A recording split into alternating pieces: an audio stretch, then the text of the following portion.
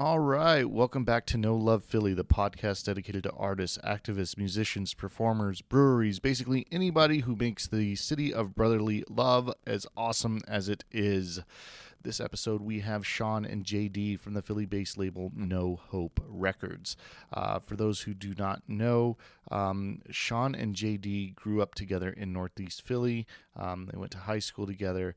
After high school, Shawn went to college in West Virginia for business, while JD, his buddy Shane, and a few other guys form and tour with the band Valencia.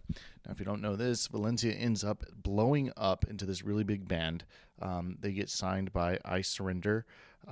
They eventually move on to the major label Columbia Records. They start hitting these Billboard charts, but eventually get dropped by Columbia. They get back with I Surrender.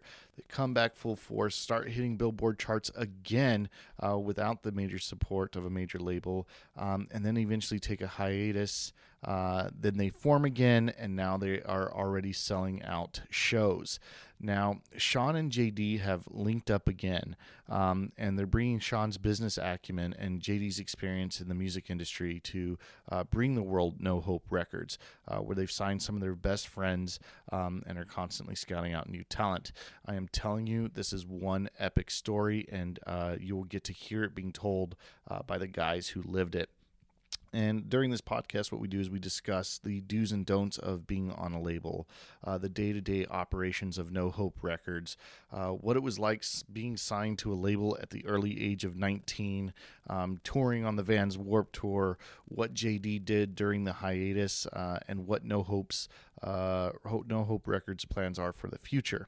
But first, these guys have a lot going on. You can catch JD performing his solo project, Self-Help Me, at World Live Philadelphia on December 10th. His video for Calls debuts on New Noise magazine in a couple of weeks, so you'll want to check that out. And you also have the re-release of Valencia's debut album, This Could Be a Possibility. They are releasing that on vinyl, and you want to make sure you get copies of that because there are only 1,000 copies in circulation. Now, you've also got the Valencia Reunion Tour, which has already sold out in New York. There are no more tickets in New York. You couldn't get them if you wanted to, and it's probably going to happen again here in Philly. They are playing at the Trocador. I keep saying Trocador. They're playing at the Fillmore. So you want to make sure that you get tickets at valencia.showfetty.com so that you can be a part of that show before it sells out. I was talking to Shawn, and he's very confident that that show is going to sell out. So you want to make sure you check that out. Shout out to Mike Cabillos from Earshot Media for making this happen. I really appreciate it. Taking a shot on your boy. You've always been good to me, so thank you very much for that. And just a correction there, the Valencia Philadelphia show is December 28th at the Fillmore. And you want to make sure that you go to Valencia I've already said it like 3 times. Valencia.showfetty.com to get that. And so now I am proud to present to you all the founders, the owners, the dudes that make it happen for No Hope Records, JD and Shawn. Stay awesome, folks. Enjoy the interview. It is one hell of a story for sure. This is Shawn from No Hope Records, and you're listening to No Love Philly. This is JD from No Hope Records, and you're listening to No Love Philly. All the time she calls, I come running so fast, get out of my way, I am here for you. Anything she wants,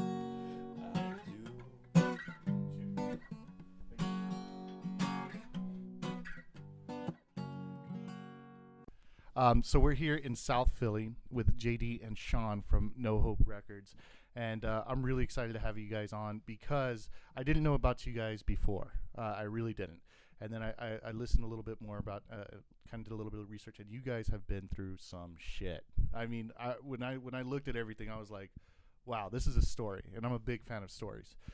So thanks for taking it, especially with everything that you guys have accomplished, and knowing that I'm just starting off, I appreciate it a lot. So thank you for that.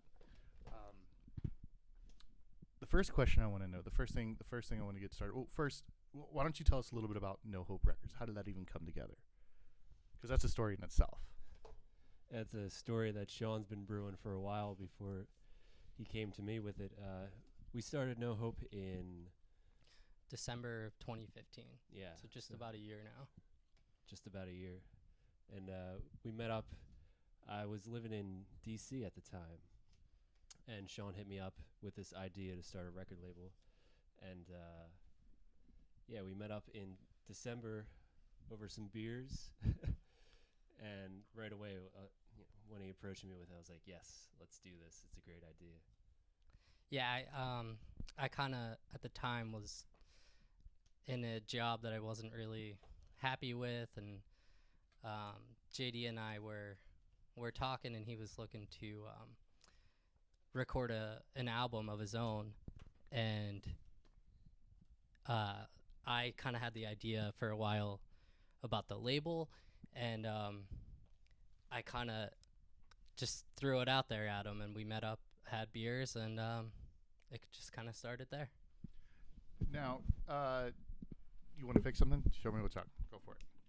Are we good? Can you hear everything? Yeah. All right. So, you guys were you both a part of the band Valencia, or was it just one?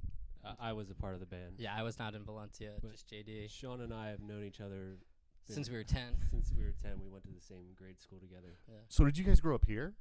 Yes. Yeah. So you guys grew up in Philadelphia. Yeah, Northeast Philly. We went to grade school together, and we started playing music together. I think we were like 11, just in like a crappy little grade school punk band. We covered Korn and Lit. Yeah, a lot of Blink-182. Yeah, it was a good time.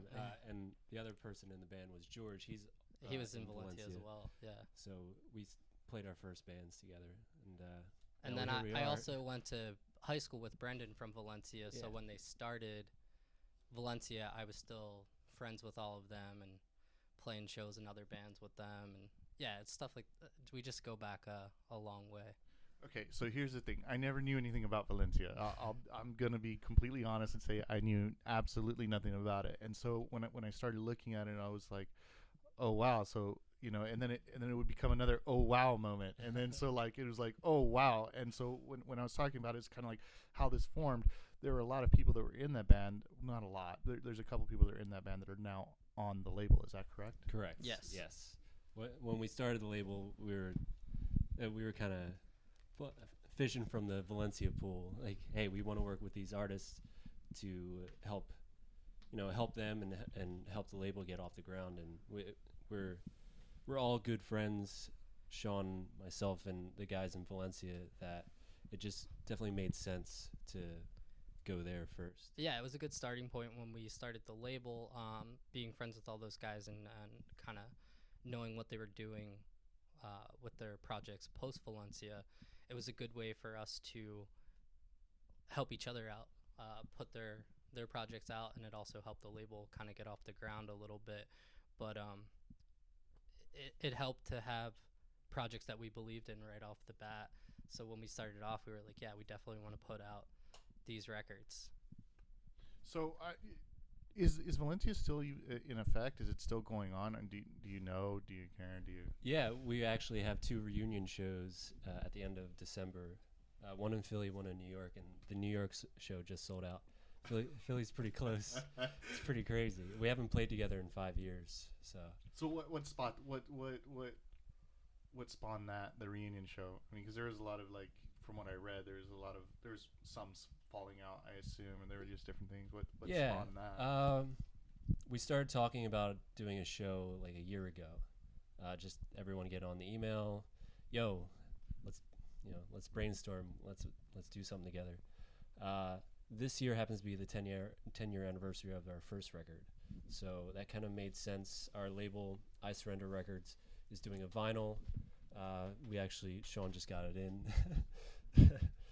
So we did a pre-order and a release for the 10-year anniversary of the first record, and we wanted to do some shows to coincide with that. So here's the wild part about that. Now, I don't. You'll have to forgive me. I don't remember who it was, but there was a member of Valencia, and when I say you guys have been through the ringer, man, I mean it gets rough. I don't even know where to start. One of the first things that comes to mind is, who do you have signed to your label from Valencia right now? Who? We have Shane Henderson. He's the singer. There you go, Shane Henderson. Okay, so that's exactly who I'm speaking about now. First I want to talk.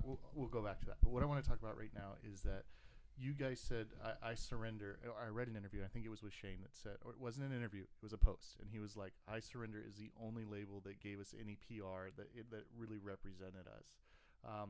What did you guys learn from being signed to a like I Surrender? And then what was the major label? Columbia right? Records. Okay. So what did you guys learn from that experience? What did you learn from I Surrender first, and then going to Columbia? Learn from I Surrender a lot about DIY and just getting out there and hustling and grinding away and really building yourself up from the ground. And we had the luxury of having Rob Hitt, who was the drummer in Midtown. He owned I Surrender Records, and he was a real guiding light in our career to get us off the ground, and he knew how to build a band from the ground up, and it helped that we were, equally as hardworking as he was, and he ran that label pretty much by himself. He had interns and a partner in the label, but like Rob he really kicked some ass. So what is it? So that's what you got. That's what you got from that label. What were you doing before? You said you were working a job. It was kind of you weren't. What job was it? What were you doing? Back in those times, I was in college during most of Valencia. But post college, I was college for what though? What was the? I went to West Virginia University for business, and I played hockey down there. Sean is an excellent hockey player. Was. Okay. Hey, you still past life. Did you have a knee blowout or anything like that? A shoulder. Okay, all Yeah. right.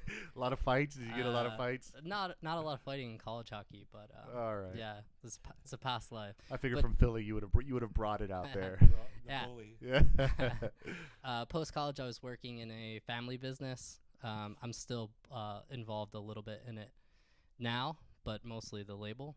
And it just working the 9-to-5 grind at a desk and doing all that just wasn't for me, and I just kind of wanted to do something that I was a little more passionate about, which is where the label came into play. And that is ballsy. I know. I mean, I really want to say that is ballsy to be like, I'm not gonna pursue the 9-to-5. So my question to both of you really is, when was it that you were like, nope, this is what I'm gonna do. I'm gonna do this full time. This is my job now, and I'm gonna make it happen. And what made you decide to do that? It was. I had the idea. I wanted to get back into music. And the playing music thing has kind of passed me by. I know that's not really a thing for me now, but I thought having the experience that I had, even though it wasn't enjoyable, gave me a skill set to do something in music that I could make work. And it was around the time that I approached JD, like a little over a year ago, that I was just kind of like, I want to do this and I want to do it with JD.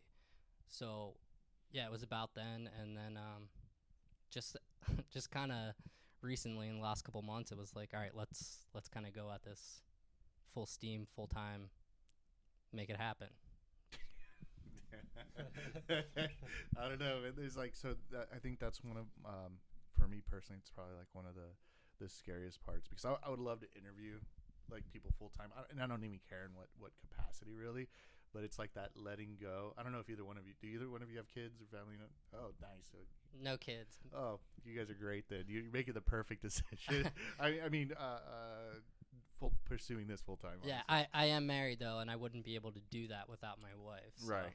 Yeah, I wouldn't even be able to do this without my Yeah. wife. So clearly. So when was it for you that you were like, no, music is what I'm doing, and that's it. Like I'm doing this. This is how I support myself. And It started probably Even very early before, on. even before college. Yeah.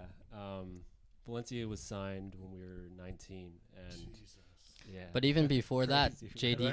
JD gave up a soccer scholarship to Yeah. continue Jesus. to So pursue music. It was either going into college. Do I want to? To where? We're gonna know. I ended up going to Drexel in Philly. Oh, you did go. I went to a year of college. The plan with Valencia was 4 of us at the time were going into our freshman year. Our other member, our drummer, he was in his 3rd year at Temple. So the plan for me was I'm not going to pursue soccer in college. I'm going to pursue music and just go to college with the plan of after a year, no matter what happens, we're all taking quote unquote a year off and seeing where music goes. But we got signed to I Surrender in the middle of that year, and we were going back and forth from Fairless Hills, which is like what 40 minutes up Yeah, up in Bucks 95, County. up Bucks County, and Yeah. we were recording our first album in between like classes and like exams, taking the train up to Fairless Hills, coming back down to Philly. Because 3 of us went to Drexel, 2 of us went to Temple, and just trying to bang it out and make it happen. Because now we have a label behind us. We got signed off of a 4-song demo, which is like so cool. So where are you during all this time? You're in college during. So your buddies are all going out on tour. They're signing to labels, and you're going to college. Like Yeah, I mean, at that point, well, before that, I had kind of, I was playing hockey and decided that that's the route I was going to go. I was going to go to college and play hockey. But we were still in touch. I mean, I used to go see them whenever they passed through, even remotely close to where I was going to school. I remember driving up a couple hours to Baltimore to go see them when they were on tour, because that was the closest thing. Yeah, so I mean, I was still talking to them and being supportive and all that, but I was kind of going the more traditional route at that point. so, but it clearly, I mean, it's paying off. So I'm assuming, my guess is that everything that you learn in college you're kind of applying here. Was there anything that you got from the college that you're applying here right now? Yeah, I mean, general business Shawn is a wizard. stuff with still business. Is he? still applies. So like, yeah, I mean, college was beneficial. I mean, I'm not a guy who believes that college is all that people make it out to be necessarily. I mean, it's for some people, it's not for others, but I don't regret going to college, and it did help me in some senses. Yeah. I would say, and you got to play hockey. Yeah, that was fun. So you guys get signed to I Surrender. You guys are 19 years old or whatever. Yeah, 19. And shit, what happened after that? So you guys are doing the class things. You guys are Released our first album. Actually, we released it without distribution. I Surrender got distribution in 2006. That's why this is 2016, the 10-year anniversary of that album. But we originally released in 2005, and it was we got a booking agent at the same time, and it was just getting on tours and going on tour and grinding it out and trying to build our name up. We got Warped Tour. First time we did that was 2006. We did 2 weeks of Warped Tour in a van. After that, we were like, never again will we do Warped Tour in a van, because it's pretty brutal. Long drives, you don't really have anywhere. hot. Yeah, No it's food. hot, no food, nowhere to like chill out outside of the sun. Like it was but yeah, either way, we were just grinding away, and for 3 years, we did that and got signed to Columbia. We signed in 2007, and we released in 2008. All right. So now I remember why I was going that route. I lost my train of thought. Now, what's I was thinking about you and the business side of it. What is the day to day operation like here at No Hope? I mean, what on earth? When you're a fan, you think, oh, a label. You know what I mean? And it's just this kind of generic like term, like, oh, these people are with this guy. Or I'm sorry, and with this label, and they do what? So what is the day to day? What is that? We both kind of handle the day to day, but our view of a label is basically anything we can do for our artists or our bands. So there's a lot of stuff that you would see in any business, chasing down invoices to be paid, working with our vendors, like our merch vendors or Do you guys do local our merch? vinyl plant. What's that? Do you guys get your merch locally? Yes. Okay, Yeah. you do? There's actually a printer around the corner. They do posters and T-shirts and stuff like that. Let's give him a shout out. Who's that? Awesome Dudes Printing. Awesome Dudes Printing. That Yeah. sounds like an awesome place to get it done. And we work with another printer in Bucks County as well that does the same thing. They are Old Skills Productions. Old Skills Productions. All And right. then we use a poster printer, Fireball Printing, in Yeah. Fishtown or Port Richmond. Yeah. Yeah. I spent a lot of time in the Fishtown area. Actually. Yeah. Cool.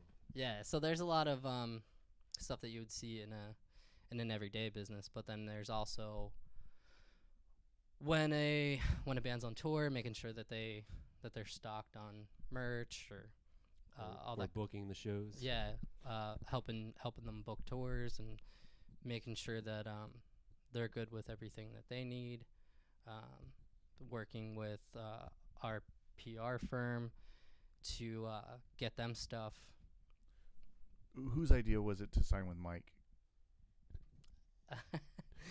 We kind of talked about It was the most. pursuing a PR firm, and in researching different options. You picked the best of Yeah, the he's freaking awesome. best. Cool. Like, it was. I can say, I don't know shit about like the business end of it, but Mike, dude, that dude's an awesome dude, man. Like, Yeah, he's awesome. he knows what he's doing. Like, he's legit. You know what I mean? And go ahead. I don't want to interrupt. Well, you. one of the super great biggest to things hear. that appealed to us with Mike was our label has we're not really genre specific. We have a lot of different types of music, and Mike's roster that he deals with is the same thing. So JD's music with his solo project isn't necessarily the same kind of avenue as Promise of Redemption. So it was good that Mike deals with a variety of different kind of music, just like our roster is. So that's really what appealed to us, and then we just kind of hit it off because he's awesome. I was like, that is a single best decision. I was like, who are these guys? Because like I said, knew nothing about it. I was like, who are from Philadelphia? I was like, that was the most brilliant thing that they could have done. And then I started thinking, did they sign just their label? Did they sign all of their artists? Is that the deal, the scope of the deal? You guys will all of your artists be PR'd by Mike? Yeah, it's a label partnership that we have with Mike. Jesus So Christ, that's so brilliant. he Oh my represents the God. label as well as all of our Oh. artists. Dude, and what's so cool about Mike is that when I started, working with him, he was doing a lot of underground bands, and then and then you saw him doing a lot more, and then this stuff is getting pushed into AP, and it's just going and going, and then he's representing a shit ton of bands on Vans Warped Tour, and then holy shit, now he's the PR dude for Vans Warped Tour, and I was just like, damn, like. Great. Yeah, it is, and it's that whole DIY thing of like building it up, and he got himself to that point to do that. So that's why that was one of the things that I was like, that was a brilliant move. Like, so kudos to you guys for that, because that's amazing. That was a smart logistical move. So I kind of want to get back to all right. So we kind of cut off in the story a little bit. You guys are signing, right? So you guys did I Surrender. You left I Surrender for Columbia, which I'm assuming it was the enticing. It seemed like, oh, that's a major label. Let's do that. All right. So what was your experience with Columbia? It was definitely awesome. Like everything that you can imagine a major label to offer. Like we had a pretty cool recording contract. We were set up in the best studios out in LA. We lived in LA during that experience of recording. Had an awesome producer for the album, Ariel Reichschad, who used to play in the Hippos, and he's done like some badass records since then. But I'd say a lot of with either with I Surrender and definitely with Columbia, it's just a lot of what not to do experience. We didn't really know too much, being somewhat of a baby band and being on a small indie label. Just kind of letting go of our idea of what we needed to do, and accepted or went with Columbia's idea of what they wanted to do, and kind of see how they rebrand us and put us out there, and how, whether it's visually or sonically, and just kind of learning from that whole experience of, looking back in hindsight's always 2020. It's just like, okay, we should have not spent that money there, or not did this then, or try to get on that tour, or not get on that tour and wait for a different tour that suits us. Just, all under the sun could be. I want to know a lot of the not to do's. What are some more not to do's? Just in case you never know, there might be somebody else listening says they're starting up a small label. There's too many not to do's. How about we focus on the to do? What are some good, what are some good things that you got from that you learned that you could maximize in that area? Said spend your money wisely. Do a lot of research on what you're spending on, and everyone equates a lot of money to a lot of value, and that doesn't always translate. We didn't really have to spend as much money as we did on recording or on artwork or on music videos. We learned towards the end of our time with Columbia to be a little bit more hands-on and DIY than letting Columbia take the reins on how they envisioned our band compared to how we started off and how we envisioned our band. I think that's like the biggest thing is just because you're on a label doesn't mean that everything is set and taken off.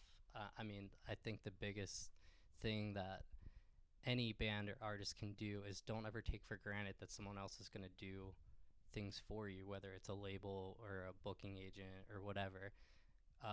You have to have more skin in the game than anyone. So I think it's, don't ever lose the DIY aspect of it, or that's when you sink. Because if you just expect a label or someone else, a manager, to do it for you, then you kind of lose what you put into it in the first place. So whether you're a baby band or a band that's on a major label, and I'm not saying that you guys lost sight or anything like that, but don't ever lose that work ethic. And that was also a weird time for the scene, with major labels poaching so many bands, and coming from a label where Rob did so much. Yeah, Rob did do a lot, and then when we went to Columbia, we had a just completely different team than what we were used to, and I think there lacked some, I don't want to say I guess passion is the kind of word that comes to my mind, because Rob was very passionate about our band, and the team that was assigned to us in Columbia isn't necessarily we want to see this band survive. And I can't speak for everyone, I'm kind of just generalizing here, but it's a different experience of being handed a band to work for, rather than busting your ass and putting your savings account on the line for this band. Yeah. It's Rob had as much invested in Valencia as Valencia had in itself. Yeah. So there was more incentive for him to go out, or not, I don't know if incentive is the word, but he had skin in the game, So yeah, it just kind of goes back to don't lose that work ethic, or don't lose that. Don't think that getting a major label contract is you're there. The end all be all. Yeah. So you were saying right now that was a weird time in the scene for bands that were getting poached by labels. So can you go? What do you mean? There's a lot of 360 deals being passed around. Shit, those are the worst. Yeah. Well, that was so that means that 360 deal is let's say you guys are jamming out or whatever, and then Van sponsors you guys, says, okay, we'll pay you I don't know, $5,000 to wear our shoes or whatever it is, and they're like, oh no, dude, we're getting half that 5,000. Yeah, pretty much. They get 360 degrees of your income. Like Everything. You do a commercial. I don't. You guys didn't do that, but you do a commercial, and they're like, oh no, you made $1,000 there. You're Yeah. giving me 500. pretty right? much. Yeah. So Wow. that was a big time. Like major labels were trying to figure out how do we make money in this time of all this digital music, and it's the industry's changing constantly. And at that point, it was 360 deals were the thing to do, and we had our band signed to one, and we had some peers that signed to others, and we all had a different experience with it. I think, as much as we could say that a major label didn't do enough for whatever band, like there are bands that at that time did succeed and they were on a major label, and just I think there's a lot to do with puzzle pieces and timing and the right place at the right time and the right crew and passion as well. And just so there's so much that goes into it. So as label owners, are you guys not a fan of 360 deals? No, we don't do 360 deals. No. All right. So when you guys were talking, you say that that you have this wide variety, like genre list, and so are you guys signing bands from Philadelphia? Like, is it just friends right now? Are there people outside of the Philadelphia area? So yeah, there's we're signing a new artist from Queens that we've met him through the group of peers and creatives that we know through Valencia. We're signing a dude from outside of Philly. He's from Pottstown. We're going to be working with him. We know him through the group of creatives that we've all come to know. But right now it's definitely Philly based. Shane from Valencia, he's from Philly, or from Promise of Redemption, I should say, but now he lives in San Diego. Dan, who played drums in Mosey, or he does play drums in Mosey. He is Mosey, but he played drums in Valencia. He lives in L.A. And Trevor's from Philly. He still resides in Philly. Triangle Shirt Factory, I should say. So I know it's a completely different genre, but I was surprised to find out, like, well, some of them I knew, but like, how many like musicians actually live in Philadelphia? I mean, like, you have Vinnie Paz. I don't know if you guys know who that is. I'm not. Like, I've never heard. No, I was just shaking my head. There's a huge scene. Beanie Siegel. Like, these are all people like I hope to have like on the podcast someday. But Amos Lee, he's from Philly. yeah, Hall and Oates. that's crazy. Like, are those people still living in this area, or I know that Vinnie sure. Paz lives here in South Philly. I gotta find out. That's cool. I mean, there's a ton. I mean, even in the like indie emo scene. I mean, you have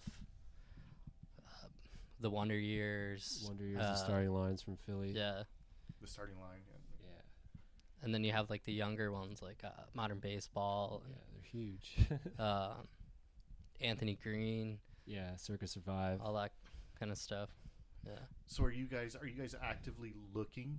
Are you guys out in the scene here in Philly, like checking out shows? I mean, like, yo, we like that guy. Yeah, for Yeah, we sure. get a lot of Poaching shows. Are you poaching some young dudes out here? Yeah, our ears and eyes are always open for new, fresh talent, as they say, because there's definitely a lot of new, fresh talent out there, and we would like to work with bands that are talented and passionate. That's a big thing for us. Is you can have a lot of talent, but if you're not out there working your ass off, like as equally as we are, and we can have an even exchange, like that's very important. All right, because I mean, we're to be successful at this, we have to work our ass off too. So if we're working our ass off, we want you to be equally working your ass off. So that's something you definitely, it just comes back full circle. It's something that you guys learned. It's also not just on your end. You want whoever it is that you guys sign to also well, hold on, dude, like this isn't the end all be all. We're not your golden ticket. You've got to put in that work too. Yeah, we're just giving you a greater reach, a bigger platform, as we are establishing ourselves, and whoever we bring on throughout our establishment, like we're gonna provide you with the best that we can, and that's what we're trying to build up, the best label that we can, the biggest reach, you say No Hope Records, and you know who No Hope Records is, and you know who they have on their roster. And so I think, as we progress in that, whoever that we can help out with what we've built, like, I think that's just fantastic. All right, so check it out. So we keep going back and forth. That's okay. I love it. It's cool. So all right. So you guys, Valencia signs to Columbia, okay, and then holy shit, you guys start like topping like Billboard charts, right? You guys hit the billboards, right? Yeah. All right. So everything's groovy. You guys must have been like on freaking cloud 9, right? All right. So, but then this horrible accident happens, right? Was it Shane's girlfriend? That was actually prior to Columbia, but yes, it was. So okay, so this was when. So then I need to back up. So this is when with I Surrender.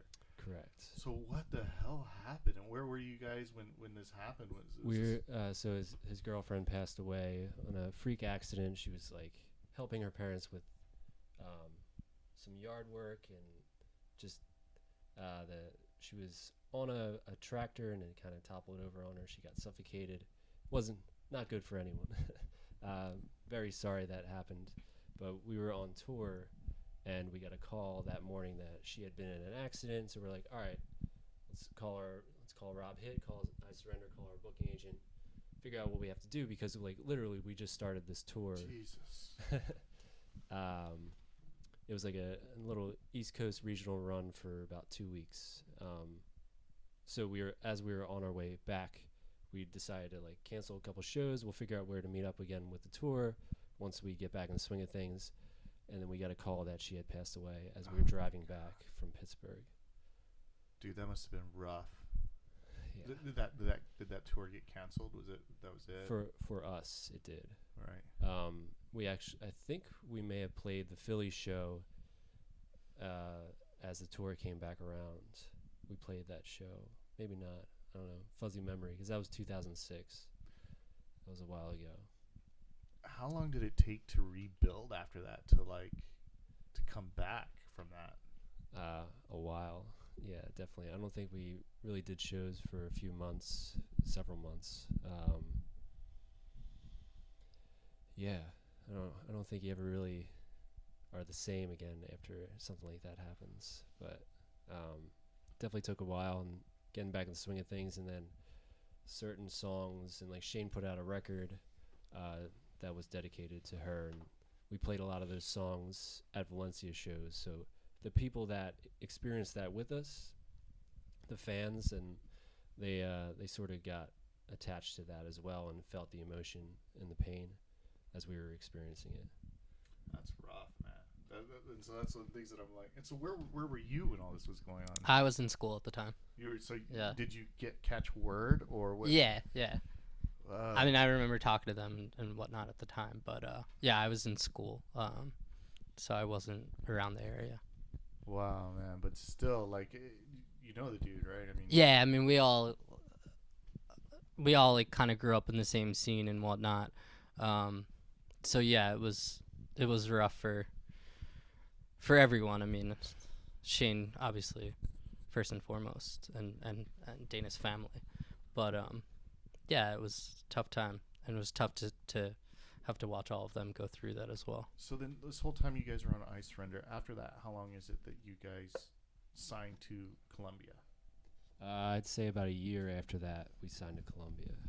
Okay, so you guys are riding high, and you guys are taking off again. You guys are charting charting Billboard, charts. There was a couple of them, right? Yeah, it wasn't like, I don't think it was the top 100, but there's like a Heat Seekers chart that we were on and stuff like that. So what's going on during that time? Like, what is life like for you guys during that time? It's just head down, keep doing it. Like, yeah, that's awesome. We reached success, but like, we got to keep going. So how often are you guys performing? Like, how many tour dates are you doing per year? What's that schedule looking like? We were touring a lot. I'd say we were doing like consistent month and a half long tours with like a 2-week break or 3-week break in between, and then going back out and doing it again. We were just trying to really hustle and tour as much as we could. And luckily we had a great booking agent at the time to help us do that. So you guys see that as a great thing? Is that something that you guys encourage your artists to do, to constantly tour? Is that Absolutely, yeah. Like that's huge.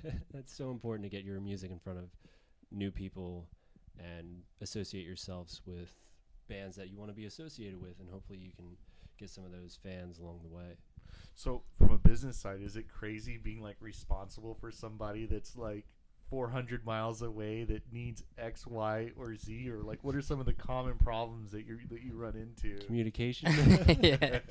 Yeah, communication. But I mean, in 2016, having the internet and phones and everything where it is, it's not as bad. I mean, we're like trying to coordinate getting Dan stuff when he was on the road with Panic, and yeah, it's not as bad as it seems. Technology is a hell of a thing. That's crazy, man. All right. So then, what happens at Columbia that halts? Where is the end point with Columbia? What prompts that stop? Our contract was, I guess it's okay to say this. It was 2 years with an option of 5, and they did not take the option. And it's my understanding, on paper, we look like crap. You know, all this money going out, not as much money going in. That's also why I was referencing. You know, we didn't have to spend as much money as we did when we were on Columbia. That was a learning experience.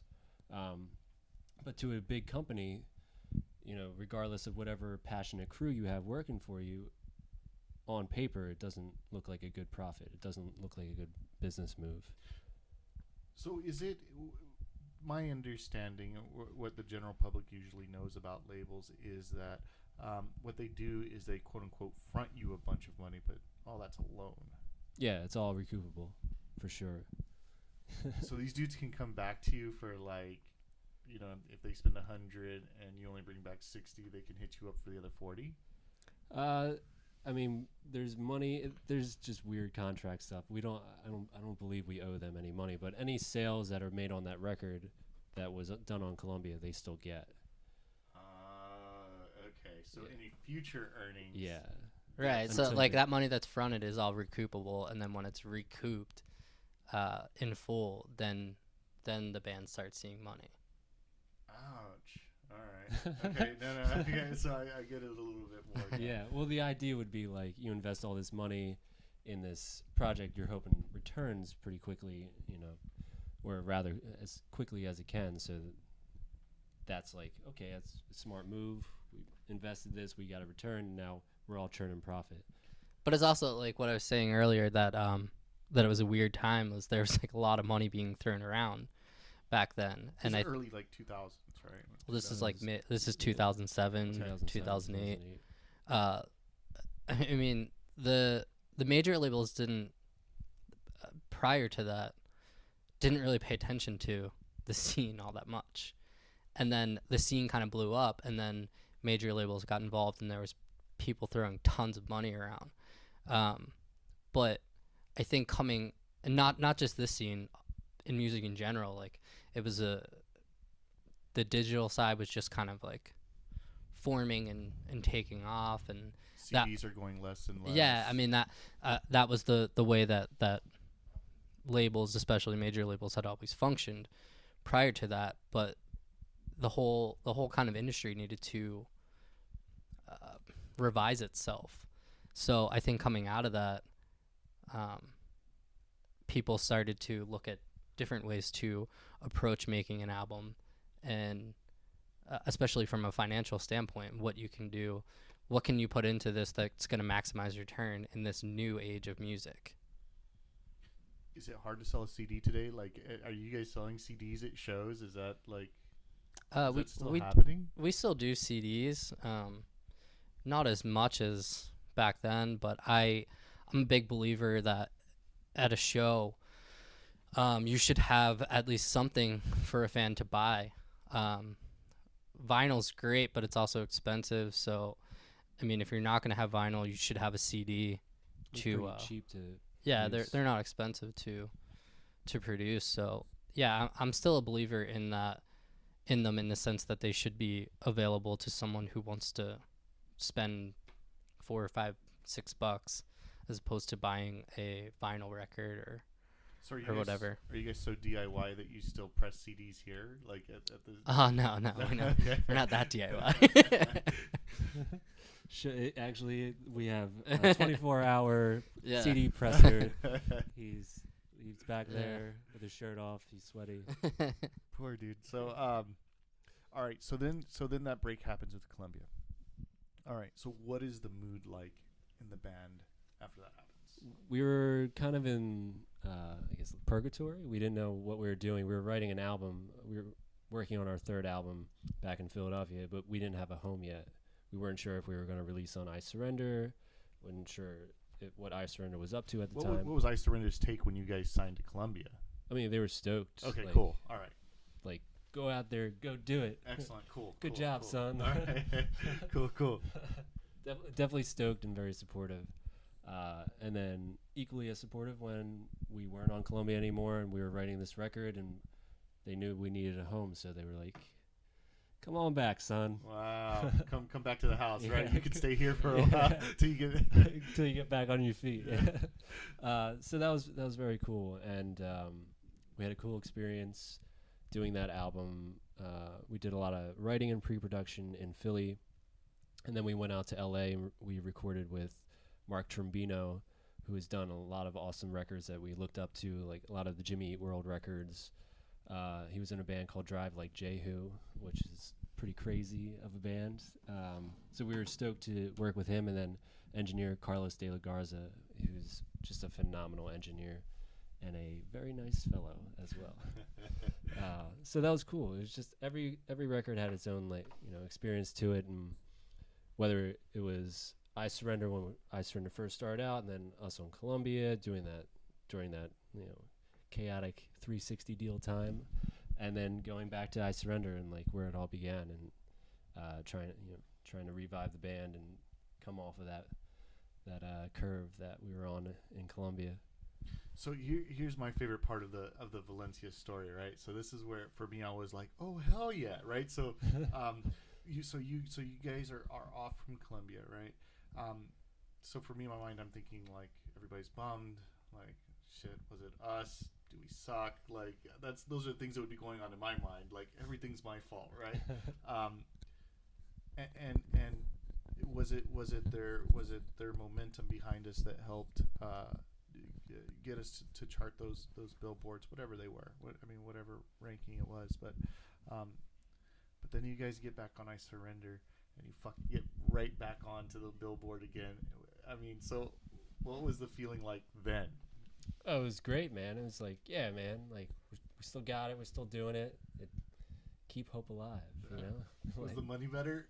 I mean, yeah, I guess so. I never really like paid too much attention to the money side of things. I would like, yeah, when money was coming in, like obviously it's good, but I don't know. I wouldn't say it was better, I guess. Right. Well, I just think that it's awesome that like you guys are on Columbia, you're hitting the billboards, and then everyone gets dropped. It's like shit, that sucks. And then you guys come back and you're kicking ass again. So that must have felt really really good. So then you guys start touring again. Is that what? Yeah, happens? did some tours, and towards the end of that record cycle, everyone was just kind of like feeling it. Everyone had some different passions going on, some different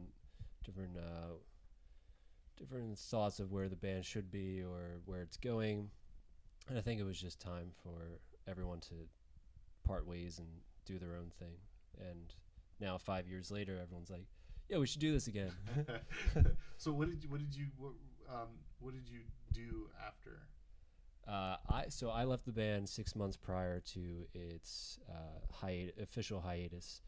I moved to Atlanta and I became a certified holistic health coach. And I just like went off the deep end, so to speak. Just went completely on the opposite end of the spectrum. If the people that have known me and my role in Valencia, they always knew me as like it's kind of like health guy. I was always working out all the time, for even in my sleep I was working out. So for me it was kind of a natural route to take that and see if I could find a passion and happiness in pursuing something in the health industry. And did that for like a year and a half, and it really wasn't for me. And from there, I went. Dan was creating his Mosey project. He was in the studio, and he was forming a band. And I was getting back into music, and he asked if I wanted to be in Mosey. This was 2013, so that started my foot back into the music industry. Did Mosey, then Dan joined Panic, so Mosey stopped for a little while. Then I found myself in a blues band, then in a country band. Or no, the country band was before the blues band because Dan was working with his country band, and then they needed to form a band. So I was like, heck yeah, I'll play guitar. So are you aware of everything that's going on like this whole time? And where are you during this process? Yeah, I was back in Philly. I was living in the city and just working, but going to shows and stuff. So I was not playing music anymore. But yeah, JD and I were. He was back in the city, so we were able to like talk and hang out again. When Mosey was taken off, and then I actually wasn't aware of the country band, but yeah, when when he was in the blues band, it's kind of funny hearing the timeline like that again because it all kind of plays into your solo stuff now.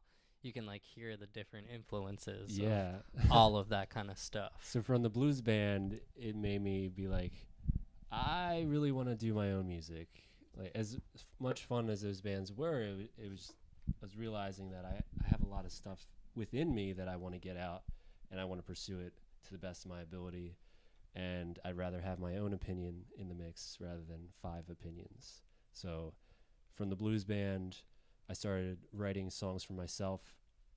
Put out 2 EPs prior to my EP with No Hope Records, and Shawn's kind of just sitting back, checking out what I'm doing, listening and loving the stuff that I'm putting out, and all the while brainstorming, hey, JD's putting out some stuff, and I know he wants to continue putting out stuff, and I don't really like this job that I'm in. I want to pursue music, and so that all this stuff just kind of like snowballed into today right now.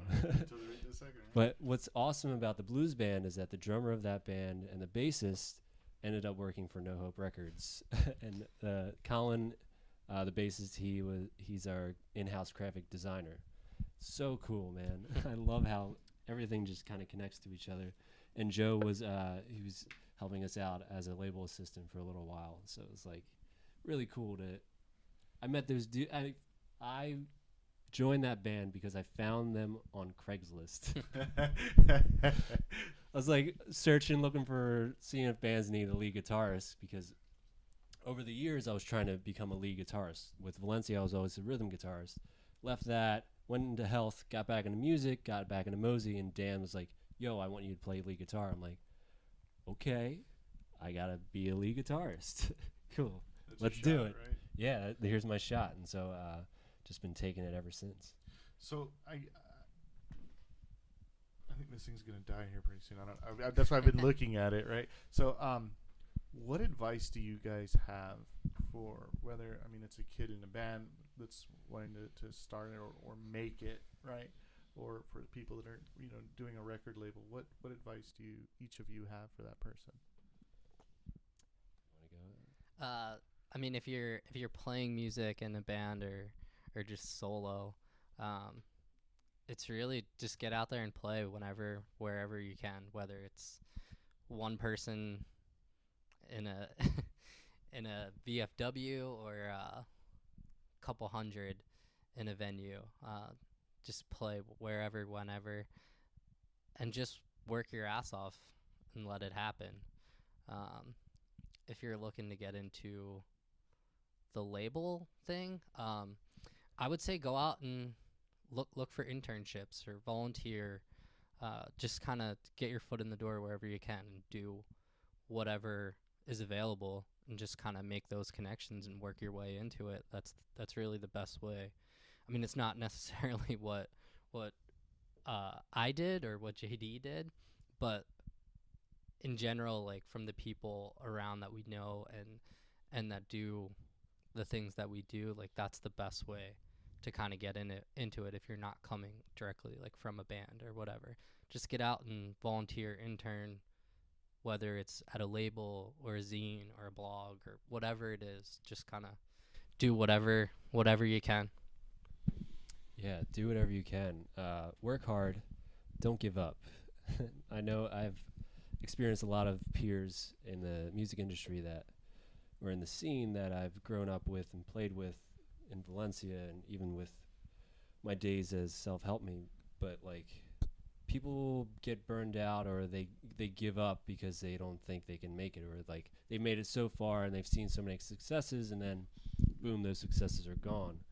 Well, you have to keep going. Like, Valencia was signed to 2 labels, once on Columbia, and now here I am with my own label with Shawn, starting from the ground up, and my own project as Self-Help Me, starting from the ground up. Like, no one knows about Self-Help Me. They could love Valencia, but it's a totally different animal. And so now I have to build at 31 years old, I have to build my own brand from the ground up. 2 brands. And it's just, how hard do you want to work at it? How long? Do you want to give up? Is there an end point, or do you just keep going? And I think the music industry is easy to break anyone because it's very up in the air, but my best advice is just keep going. So what is, quote unquote, for both of you, what is making it? What is that to you? What is it that you've made it? Making it to me has nothing to do with money or status or anything like that. It's just being able to do what I'm passionate about for a living. Just that's kind of making it to me. Being able to do work that I'm passionate about and care about. That's all I really wanted to do. For me as a musician, I want to get myself to the point where I'm playing arenas and stadiums. No joke. That's right. No joke. Like, I know I can do it. I know anyone can do it. If they actually really want to do it, it's very possible. And Well, that's what I really want to do. the funny thing is, like, in what I just said and what you just said in terms of musician, the common thing is just passion. Like, if you have enough passion for it and you're willing to do what it takes to get there, that's the common thread with whatever it is. And you could be talking about starting a label, being a musician, or doing whatever. It doesn't matter what it is. It's just passion. Podcasts, selling hot dogs on the side of the road. Passion and work ethic. I might have to do both. But I'll say another what I was saying about interning and all that. We have a girl that works with us as well. Her name is Jordan. She had just finished an internship at Warner Brothers in the spring of last year.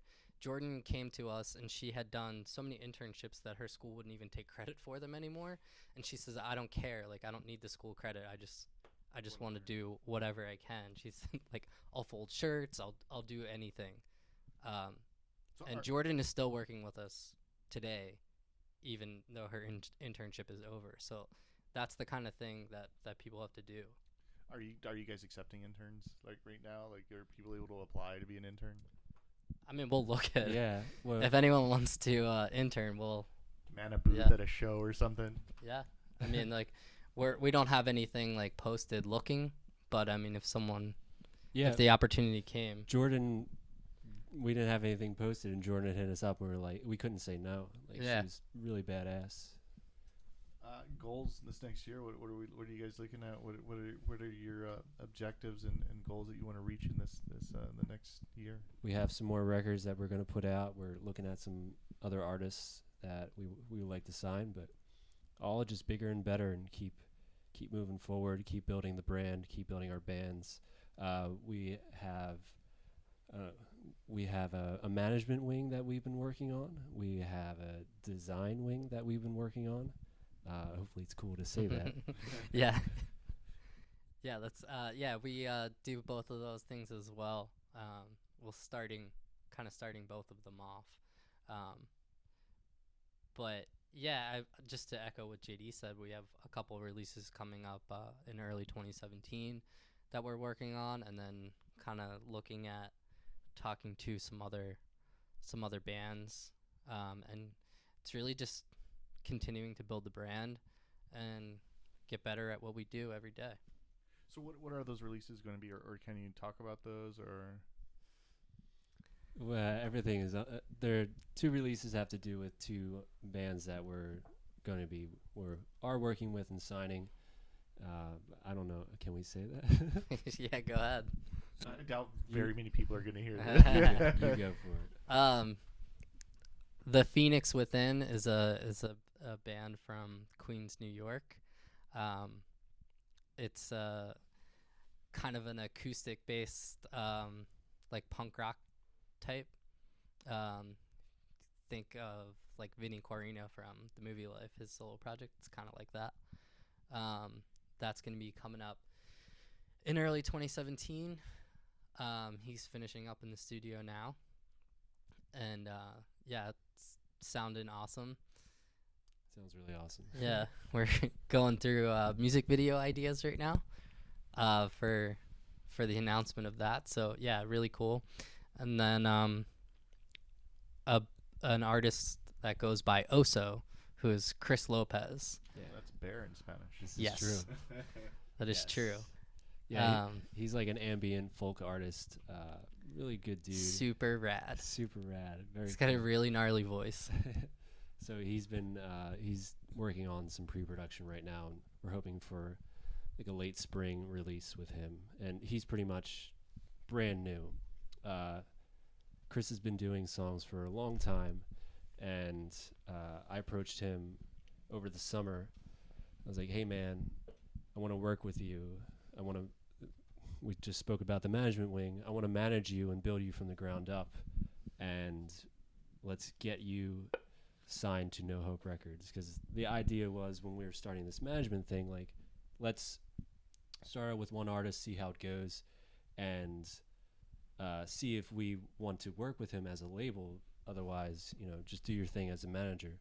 And so it's getting to the point where the label does want to be involved, and it makes a lot of sense to pursue that and to have him involved with everything that's going on. Is there anything else that you guys want to promote? Anything else that's coming up that you guys want to talk about? So Trevor, Triangle Shirt Factory, is also working on a new album that'll be sometime in the first 6 months of 2017. And Trevor's awesome. Trevor and JD will both be hitting the road with Promise of Redemption in early 2017. So they're going to be touring together in January. Yeah, we have a little No Hope Records tour that we have. We just announced that today. Is that today? Yep. Today. Just Today's came a out long this day. morning. Yeah. So we have that to next up on the list. And Um, we also have this web series called Unstaged on our No Hope YouTube that we have 2 videos out. They're acoustic-based videos, one from Promise of Redemption and the other from Mosey. So we're getting all of our label artists to do that, and we'll be releasing those over the course of time. And then JD as Self Help Me will be headlining World Cafe Live That's right. next weekend. All right. Awesome. Yeah. So cool. I'll see if I can get this. Hopefully, I get this out before then. I'll try to get it out on Monday Yeah. or something, so that you guys can promote it on your side and make that happen. Cool. Twitter handles, Facebook, all that stuff. Where do people go to find you? What do they do? At No Hope Records on Instagram, at No Hope Rex on Twitter, and No Hope Records on Facebook, and NoHopeRecords.com. You can find all of that from there. Yeah, we're on Bandcamp, we're on Limited Run, all that fun stuff. Excellent, guys. Hey, man, thank you so much for inviting me into your place out here in South Philly. Thank you so much for taking this interview. I wish you guys extreme success, man. It looks like Thank you you. guys definitely learn enough and know more about the drive, and have that. So thank you very much for having me here, inviting me here, allowing me to interview you guys. It was really good. Thank you very much. Thanks for Hey having man, us. thanks. Thank you. All right, talk to you guys later. Bye.